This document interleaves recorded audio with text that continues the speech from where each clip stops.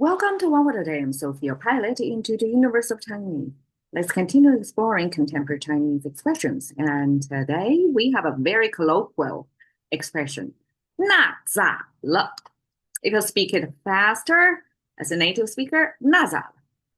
If you speak it with a certain, because it came from Northern dialect, which I came from, okay, 那咋了?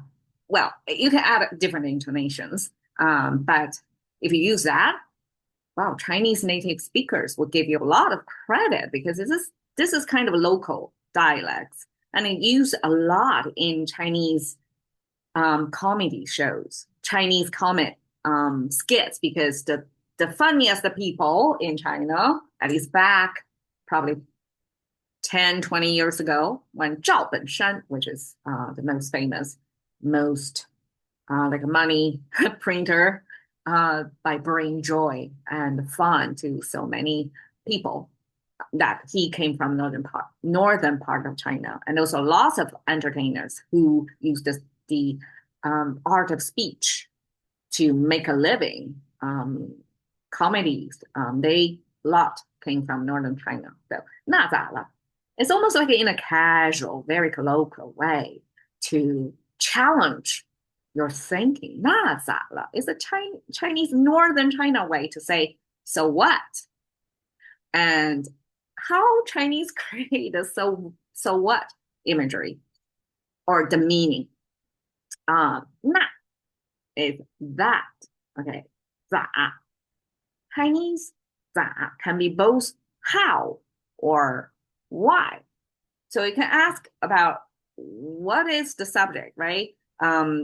Happen, well, I mean, why things happen as is, or what happened.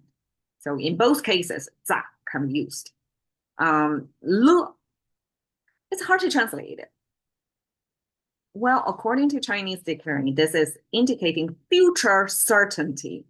So just something that you know guaranteed to be happen, to be able to happen. So it's almost like it's commonly used at the end of a sentence to show this is everything I know, is as certain as I can be. And le is almost like right before the full stop.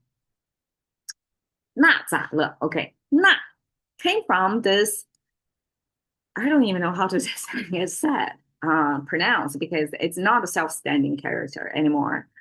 But this thing paired with people in a kneeling position with this country. So the land and the people on the right side together, it's pronounced as E. It means a district. Is from the ruler point of view, it's an area that's under one unit of management. So they may have their local manage or local language, food, culture, and all that, maybe further away in geographically to the central government, but they submissive people, right? People sitting in a kneeling position means those are people going to be under your control. They're not going to fight against you. And the people and the land, simply a box, means land. Both are resources in terms of in the eyes of a ruler. So yi simply means a region.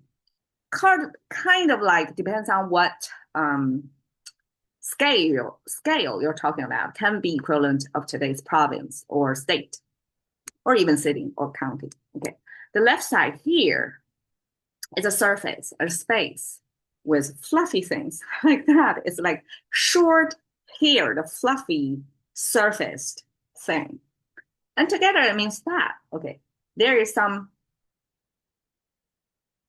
logic jump in there, and I would imagine ancient times that simply means from the central government point of view, which is in central China, the western region, which is today's Xinjiang world, so kind of Middle Asia, close to Himalaya, close to the big mountain range, toward the border of China's current map. Those are regions, or the regions that's kind of an ancient Silk Road. Okay, so they have had this trade, and you can imagine beyond the trade, all kinds of cultural exchanges, even human gene pool exchanges happened over there, and that not only culturally distant, linguistically distant, and also it's kind of a constant in and out of China's map, meaning under or not the control of the central ruler. So that particular region becomes the concept of that. That means people who may be a little bit more hairy. So I would imagine kind of Turkish all the way of the steppe people, all the way like horse riding people or Arabic traders, and then connected through the Silk Road. And lots of them are Muslim cultural influence, and they may have a little bit more body hair, different from people living close to the central government in the Chinese culture. So this surface hairy, short hair paired with a far away region district together form the meaning of that. It simply means not here, not directly closest to you. It's somewhere there. So it becomes na. We have the mouse symbol here. And then this right side means all of a sudden coming into action. Okay, all of a sudden coming into action. It's made of this human figure.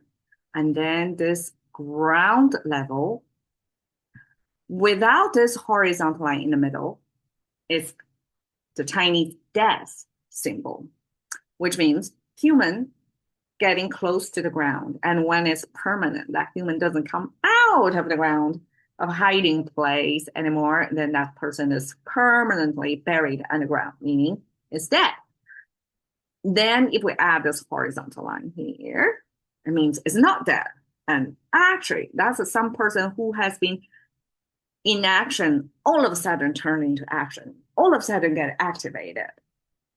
So that all of a sudden sense of change of action or speed or direction give you the suddenness plus the mouse symbol together, it becomes like something is happening and we're trying to verbalize, to inquire about something that all of a sudden happening, the occurrence of things. So that's reasonable, right? That's how we ask questions, which it's basically ancient tribes. It's between humans, we share news, we gossip, and that's how you get the news, right? Before mass media, before any other ways. It's by verbal, word of mouth, verbal communication, and asking about this action happened. All right. Look, if you can see na, sa, look, this one doesn't have any sound on it. In Chinese, we call it light sound. It doesn't have a tonal, the four tone. Ah, ah, ah, ah. The four tone is the standard pronunciation. And then when we don't have any of those attached to the vowel, then it's the light tone. So it's na, za, le. It's not the le. It's not fully spelled out thing like that. It's le, just lightly pronounced. And that means it's lightly meant. So it's not an essential meaning maker in this expression. It's a closure. It's the end of the sentence. And this look simply means this is, I laid out my statement. That's the end of story. So it serves almost like a period, full stop, as in English. And we just say look. And look is expressed by this infant imagery. How come it's infant? Okay, the right side means child. And this child have this big head, torso, two arms reaching. That's a pick me up position. And that is a child image that already have the arm movement. Versus here, the arm is not even moving. It's kept in a bundle. So it's just a baby with a body in one block wrapped together in a bundle and with a head over there. And that is a Chinese future certainty.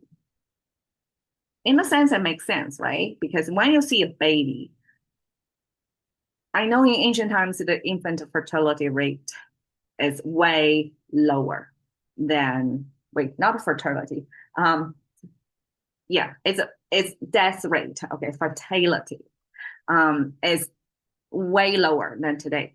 Um, but still, when you have a baby, you can almost have a certainty that the baby is going to grow and become a household member.